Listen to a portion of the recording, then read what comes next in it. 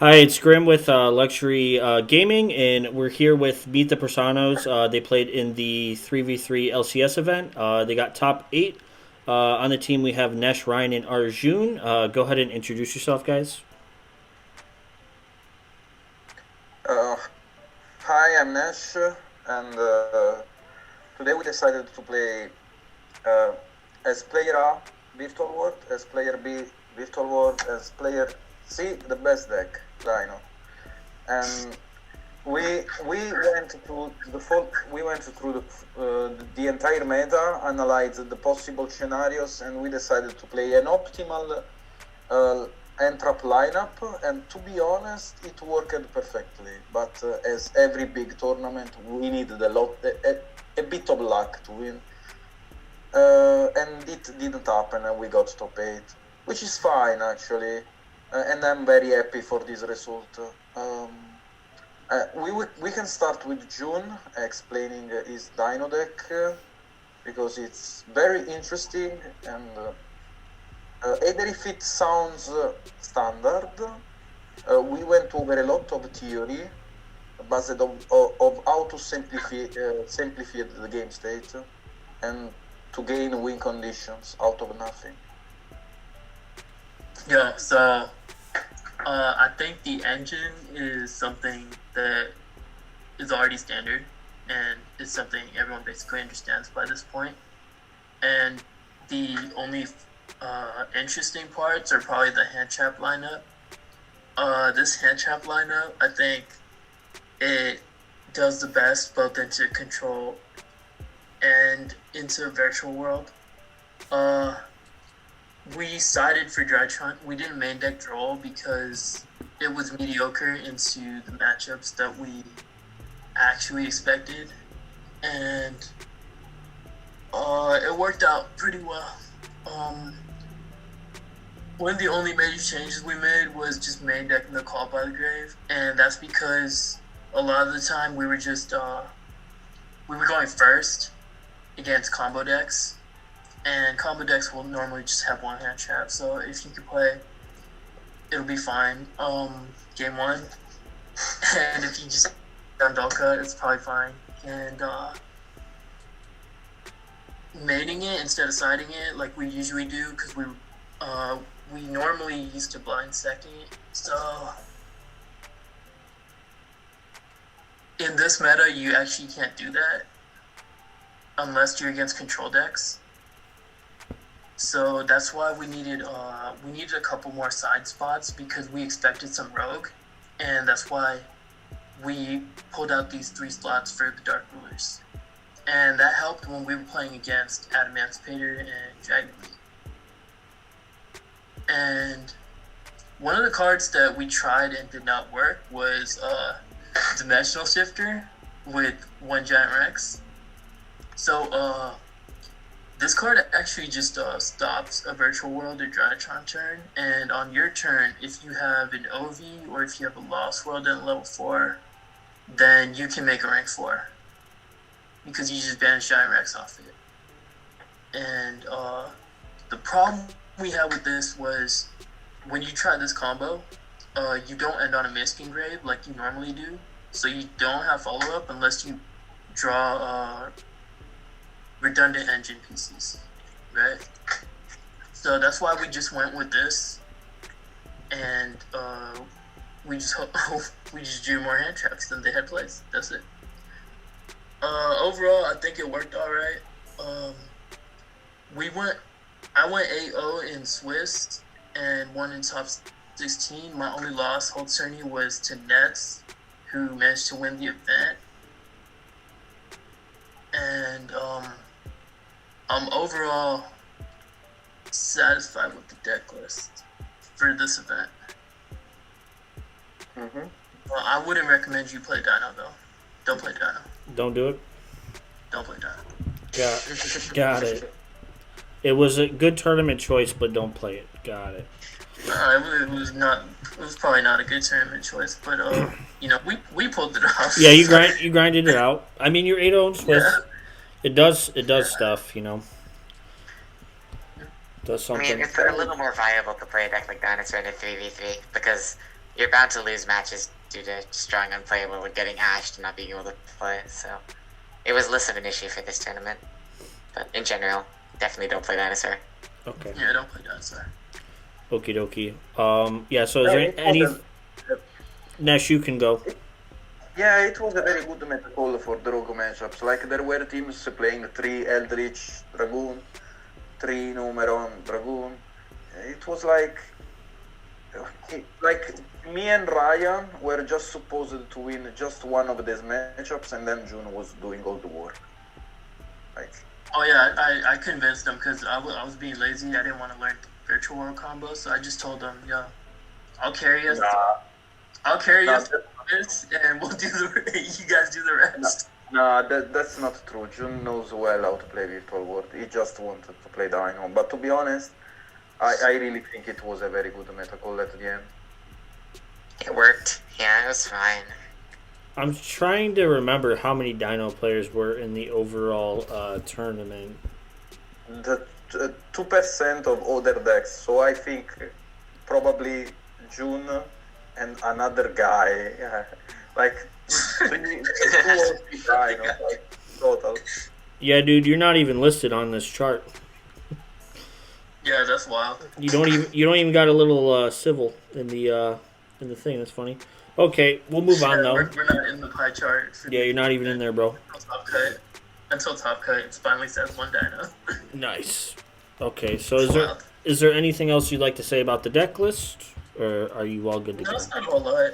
I think we've covered it over a couple formats now. Yeah, dude, definitely. Yeah, so we will move on to Nesh and Ryan, and then since we haven't done shoutouts yet, we'll just do them at the end. But we'll move on to Virtual World. So if one of you guys would like to jump into it. Ryan, you can start. Oh, so basically the past month I've been making excuses to not play Virtual World because the deck breaks more often than you'd like it to, and it's admittedly like very difficult. But for this event, I chose that I would just bite the bullet and play Virtual World because I figured that I could probably play a deck like Zodiac Outlich or Lyralist, which I had been playing a lot of. And I'd probably be able to play those like technically perfect, but I thought the decks were very weak, so I ended up going with Virtual World, and Nesh and I played identical lists. Again, it being a 3v3 really helped because I have a decent understanding of how all the cards interact, but sometimes like when you have a Virtual World hand with 5 combo pieces, it's a little bit like too much. Like I can understand what to do if you have a bad hand because there's only one line of play and you have to find it. But for the hands with a lot of play, then I had to ask June or Nesh for what I was supposed to start with, and then I tried to figure it out from there. Got you. I mean, Ryan was pretty much insane. He's like scrambling right now. Yo, Ryan's signature move is resolving Calhoun for 4. Oh, I Kowloon to summon Shengshin and Juju 4 times. It was crazy.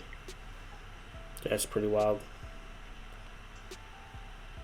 So Kowloon has another effect where if you're controlling more gates, you get to summon as many monsters from your extra deck, and as many Virtual World monsters from your extra deck as possible. So if you just break on Kinlungs, you just activate them all, and you activate the city, and it just lets you dump your extra deck onto the field random. Bro, I don't believe you guys. There's no way. You gotta go read it, bro. No, not that. I've read the card. How does that happen, though? Oh, it happened 4 times because I drew atrociously. Did it? Wait. Did it still make VFD? At the second round, I bricked terribly, didn't draw engine. I had Kowloon, Qinglong, Chooch. So on my 3rd turn, I just won the game by activating Kowloon. And then I placed another gate for my deck and summoned Juju and Shen.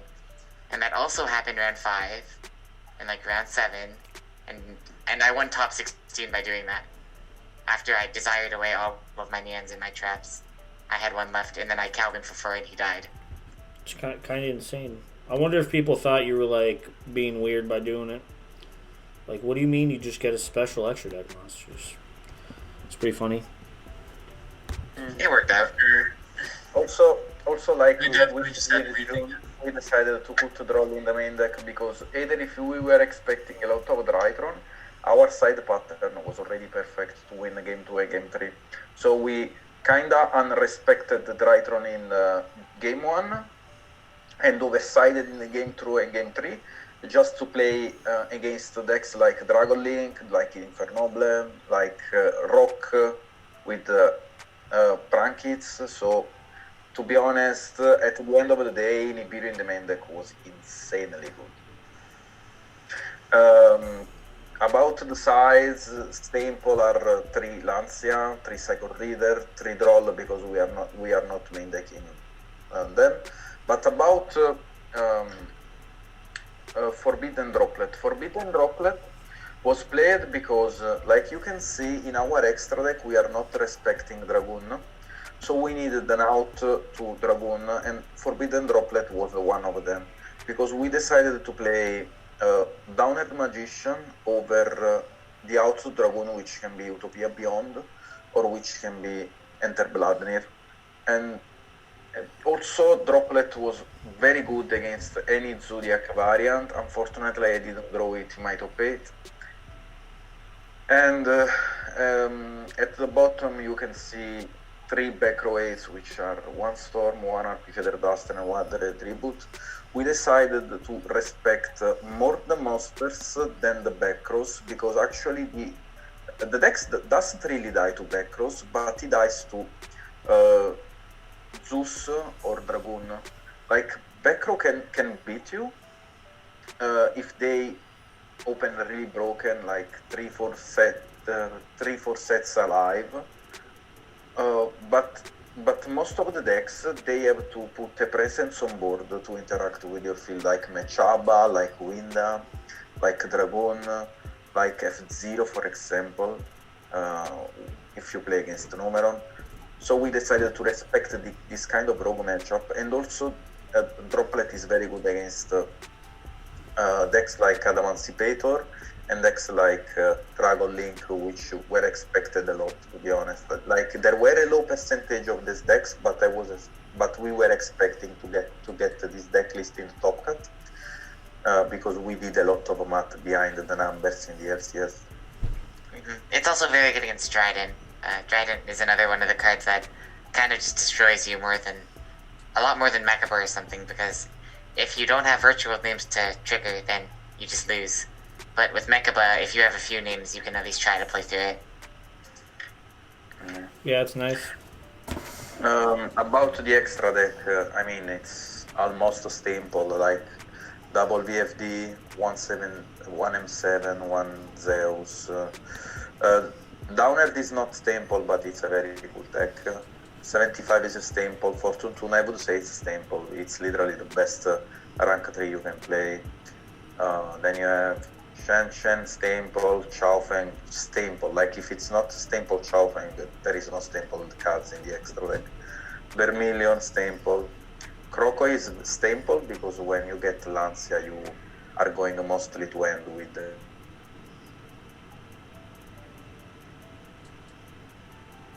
Okie dokie. Yeah, is there anything else you'd like to say about the deck or the tournament in general? I think just for final thing for the deck, one of the cards we decided to omit was the Beatrice package with Mischief of the Gnomes and then Crescendo for Cycle Reader. We were aware of it and definitely tried it out for the past month, but we found that if we were in a position to make Beatrice, we can usually either be making Nesh left. We can usually either be making the Ravenous Crocodragon, or we can just find some other way to combo into VFD. So that wasn't something we found as relevant. And in the extra deck, we opted for Downed Magician over something like Coral Dragon or Utopia Beyond, because Downed Magician is more likely to come up if you, let's say if you Fortune Tune into a defense mode Nib token or into back row. It comes up because having Zeus with 2 cents makes it so they can't play after you clear their field the first time. And in comparison, having Beyond isn't as relevant, because like if they have Dragoon, then either you're getting to play and you win no matter what, or they're just not letting you ever get close to summoning Beyond. And Curl just isn't very relevant, because you can always just find another synchro combination that gets you where you need to be. Yes, I totally agree with Ryan. And Double Cloud Castle was insane for the grind matchup to Reborn, the Vermilion to fight against the Backrows. And I think that's all, like, there is nothing to add. The only cards not stable in the extra deck are Stardust Charge Warrior and Downerd Magician. For the rest, I really think it's very stable. I wouldn't change anything. I really like Stardust because it lets you draw. Downerd is the only flexible spot to change in case you will see more Dragoons or more Zodiac, Eldritch. Depending on the situation, you can decide to run different cards. Like you can run Psychic Reader instead of Stardust Charge if you see more Zodiac, Eldritch, and you can run Fen instead of Downerd if you see more Zodiac, Eldritch, like I say. So I think that's all. I have nothing to add. That's fair. Do you guys have any shout-outs before we wrap it up? Yeah, obviously. I shout out all the WAF team, Ryan, June, for this amazing run, and we got a lot of fun. Either if we sound a bit tired right now because it was two full days and we invested a lot of time in this. Especially I shout out Bugan, Ash, Ladis, Cormac, Christian Thomas because we tested together, and who else? Gabriel Nets, Tristan Gabriel King, Nets, obviously. Aaron McInnes, Cormac, if you said him already, Herman Hansen, like pretty much everyone. No, and Franco, just everyone in WAF. Everyone's cool. Yeah, everyone in WAF. Like the whole WAF community is insane, and we grow up together. So, yeah. That's awesome. And yeah, I guess that's it, guys. So thank you so much, and congrats on the top. Oh, thank you to Andrew. Yep, no problem. I really Thanks, appreciate it. Andrew, for hosting this. Yeah, no problem. Yep. And guys, don't forget to like and subscribe to Luxury's channel. And I hope you guys have a great day. And bye bye.